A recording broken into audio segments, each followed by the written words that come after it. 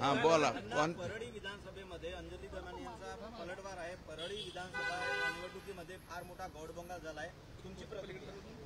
हे पहा, जे चित्र आपण त्या ठिकाणी पाहिलेलं आहे, 82 दिवसाच्या नंतर एसपींनी त्या प्रकारावरती गुन्हा दाखल केलेला आहे। त्या राष्ट्रवादी काँग्रेस पक्षाचे उमेदवार राजेसाहेब देशमुख, त्यांचा बॉडीगार्ड ॲडव्होकेट माधव जाधव यांच्या बाबतीमध्ये कशा प्रकारचं वर्तन त्या ठिकाणी केलं जातंय। अगदी त्यांना म्हणजे बॉडीगार्डला सुद्धा चुटकी वाजवून, पोलिसांना चुटकी वाजवून हे कोणाच्या जीवावरती हे लोकांनी केलेलं आहे आणि परत त्यांना मारहाण सुद्धा केली। आणि या प्रकाराचा फटका महायुतीला बीड जिल्ह्यातल्या इतर 5ही मतदारसंघात बसलाय। आम्ही 10-5 हजार मतं आमचे कमी झाले।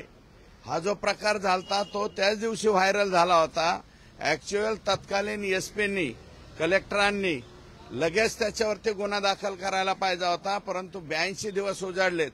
हे चुटक्या वाजवणारे, हे पिस्तूलवाले, हे गुंडाड जे आहेत हे सगळेच्या सगळे जेलमध्ये गेले पाहिजेत अशी आमची मागणी आहे। आणि यावरून आपण ओळखून घ्या की परळी विधानसभा मतदारसंघात मतदान कसं पार पडलं असेल। ते अर्ध्याच्या वरती म्हणजे 330 पैकी 200 बूथ अक्षरशः ताब्यामध्ये होते, हे यावरून सिद्ध होतं। नाही, ती मागणी त्यांनी केलेली आहे। ज्यांनी निवडणूक लढवली त्या उमेदवारांनी करावी, त्यांनी करावी। आणि दुसरं, महादेव मुंडेंच्या पत्नी जर उपोषणाला बसले असतील तर एसपी साहेबांना माझी विनंती राहणार आहे की ही बाब आमच्यासाठी लज्जास्पद आहे। त्या माऊलीला उपोषणाला बसायची पाळी यायला नाही पाहिजे। 16वा महिना लागलाय आता तिचा, त्या माऊलीचा पती जाऊन। महादेव मुंडेचे मारेकरी सापडलेच पाहिजेत। आणि ज्या दिवशी तपास डीवायएसपी कडे दिलाय त्या दिवसापासून 12 ते 15 लोक परळीमधले गायब आहेत। जे गायब आहेत ते एसपींनी आणि एलसीबी आणि तिथले डीवायएसपी यांनी उचलून आणावेत आणि जेलमध्ये घालावे। 12-13 लोक कोण आहेत? 12-13 लोक 100% आकाचा संबंध आहे। ज्यांनी महादेव मुंडेंना मारलंय त्यांचे ज्यांनी मारलेले ज्या गुंडांनी, ते गुंड आकाच्या मुलाच्या बॉडीगार्ड म्हणून फिरवत होते आतापर्यंत। मग आता ते बॉडीगार्ड कुठे गेले अचानक? आकाच्या मुलाच्या अवतीभोवती ते नाहीयेत आणि तेच आरोपी आहेत। ते आरोपी पकडले पाहिजेत।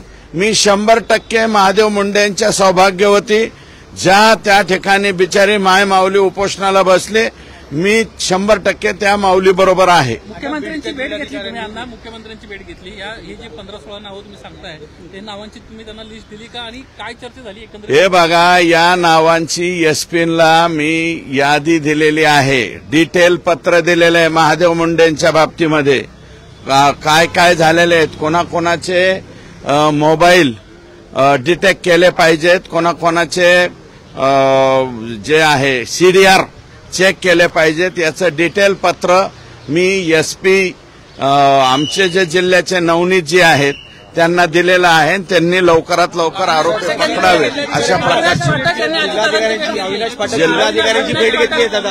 अविनाश पाठक यांनी भेट घेतली। त्यांनी जे नियोजन साहेब यायला लागले,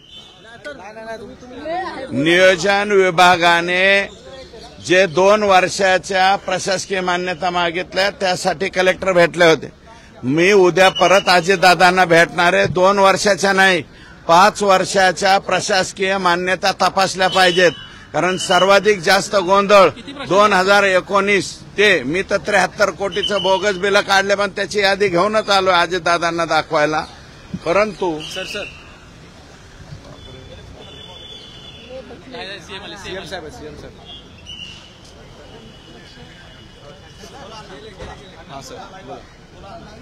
2019 पासून सर्वाधिक जास्त गोंधळ 2022-23 पर्यंत घालण्यात आलेला आहे बोगस बिलांचा।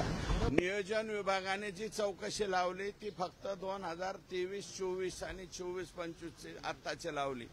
मी उद्या अजितदादांना विनंती करणार आहे की ही चौकशी 2019 पासून लावावी, कारण सर्वाधिक जास्त गोंधळ हा 2019 ते 2022 या कालावधीमध्ये केलाय आणि जुलैमध्ये परत आमचं महायुतीचं सरकार आलं, एकनाथ शिंदे साहेब आणि देवेंद्रजींचं.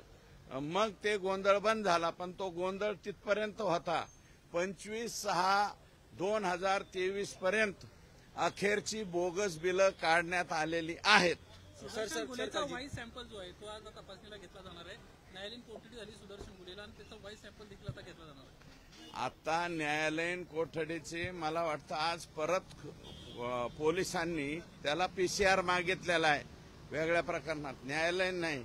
आता ते परत पोलीस कस्टडीमध्ये आला असेल असं मला वाटतं आणि त्याचे व्हाईस सॅम्पल घ्या, काय घ्यायचं ते घ्या आणि त्याच्यावरती लवकरात लवकर हे तुम्हाला सांगतो यांच्यावरती ऍक्शन झाली पाहिजे, चार्जशीट दाखल झालं पाहिजे आणि हे लोक फाशीला गेले पाहिजे.